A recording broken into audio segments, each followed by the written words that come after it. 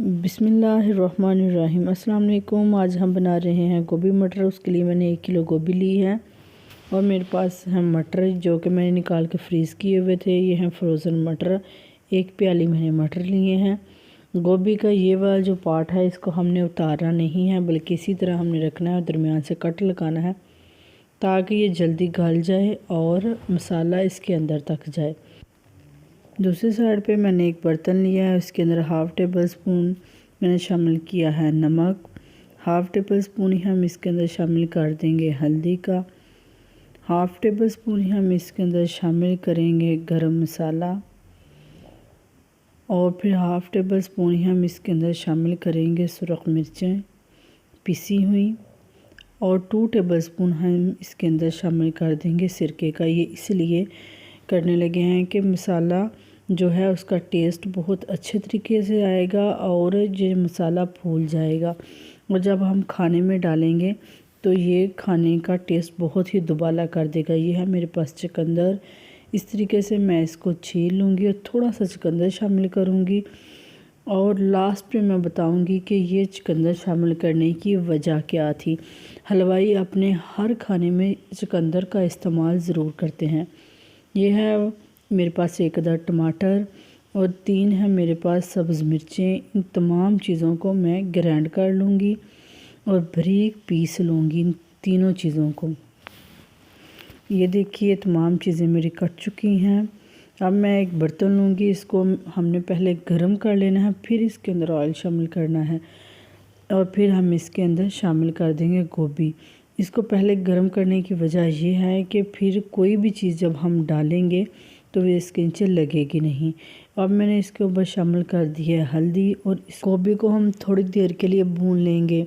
ये एक तो इसका कलर बहुत ही अच्छा आएगा और दूसरा इसका टेस्ट भी बहुत ही अच्छा हो जाएगा। अब हम थोड़ा सा मज़ीद ऑयल डालेंगे, उसके अंदर मैं शामिल कर दूँगी प्याज, और प्याज को हमने थोड़ी देर के लिए पकाना है ताकि सॉफ्ट हो जाए। फिर इसके अंदर मैं शामिल कर दिया अदरक और लहसुन का पेस्ट, और फिर मैं इसके अंदर शामिल कर दूँगी चुकंदर, टमाटर और जो हरी मिर्ची हमने पीसी थी वो।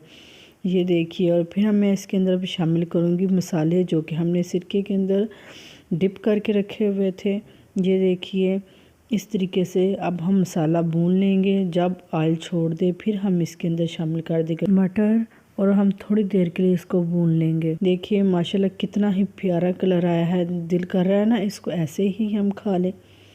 माशाल्लाह इसका कलर देखिए। फिर अब हम इसको थोड़ी देर भुनेंगे और फिर इस पे ढक्कन दे के इसको हम थोड़ी देर के लिए ऐसे ही छोड़ देंगे ताकि जो मटर हैं वो अच्छे तरीके से गल जाए। और अब मैं इसके अंदर शामिल कर रही हूँ गोभी, और हम इसको मिक्स कर लेंगे। फिर मैं इसके अंदर गर्म पानी शामिल करूँगी ताकि ये गोभी और मटर जो हैं अच्छे तरीके से गल जाए। आपने इसके अंदर ठंडा पानी इस्तेमाल नहीं करना। अगर आप मेरे चैनल पर नए हैं तो प्लीज़ मेरे चैनल को सब्सक्राइब कीजिए, अपने दोस्तों और रिश्तेदारों के साथ वीडियो को शेयर कीजिए, मेरी वीडियो को लाइक कीजिए। चुकंदर शामिल करने का मकसद ये था कि जिन लोगों का सालन का कलर अच्छा नहीं आता वो चुकंदर का इस्तेमाल करें तो उनके खानों का जो कलर है बहुत ही अच्छा आएगा। ये देखिए माशाल्लाह कितना ही अच्छा खाने का कलर आ रहा है। इसके ऊपर मैं अब शामिल कर रही हूँ गरम मसाला।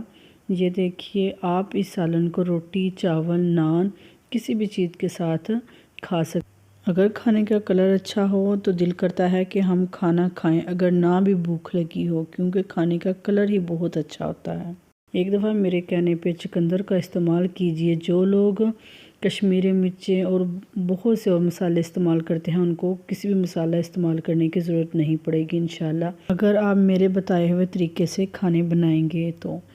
ये देखिए आपके सामने ही है कि कितना ही प्यारा कलर आया है। दिल कर रहा है कि हम इसको जल्दी जल्दी खा लें। इंशाल्लाह हम किसी नेक्स्ट वीडियो में फिर मिलेंगे। दुआ में याद रखिएगा। ओके, अल्लाह हाफिज़। Thank you watching this channel.